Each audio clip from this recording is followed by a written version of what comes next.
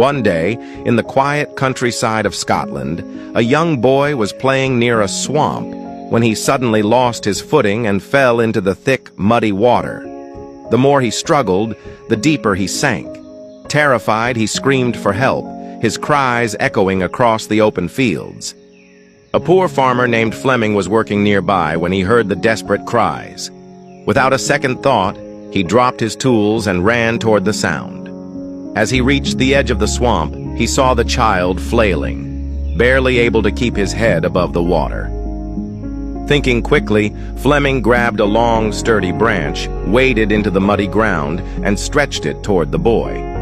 With great effort and at the risk of his own life, he managed to pull the child to safety. Exhausted but relieved, he helped the boy to his feet and sent him home. The next day, a luxurious car stopped in front of Fleming's modest hut. A wealthy man stepped out, approached the farmer, and said, "I am the father of the child you saved yesterday. I cannot thank you enough for saving my son's life. I know I can never truly repay you, but is there anything I can do for you?"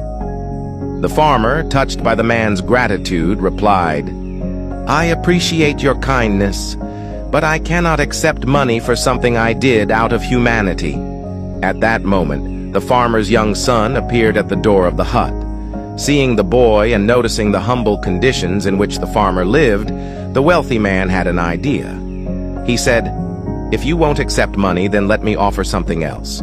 Let me take responsibility for your son's education." The farmer hesitated for a moment.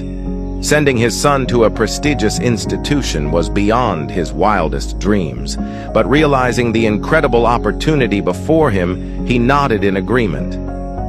Thanks to the sponsorship, young Alexander Fleming was admitted to the finest schools, where he excelled in his studies.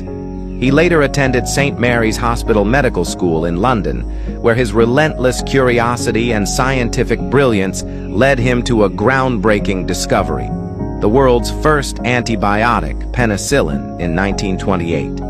This miraculous drug would go on to save millions of lives. But the story doesn't end there. Years later, during World War II, the wealthy man's son fell seriously ill with pneumonia. His condition was critical, and his survival seemed uncertain. He was treated with penicillin, the very drug discovered by none other than Sir Alexander Fleming. That wealthy man's son was none other than Winston Churchill, who later became the Prime Minister of Britain twice. This story is a powerful reminder that kindness has a way of coming full circle.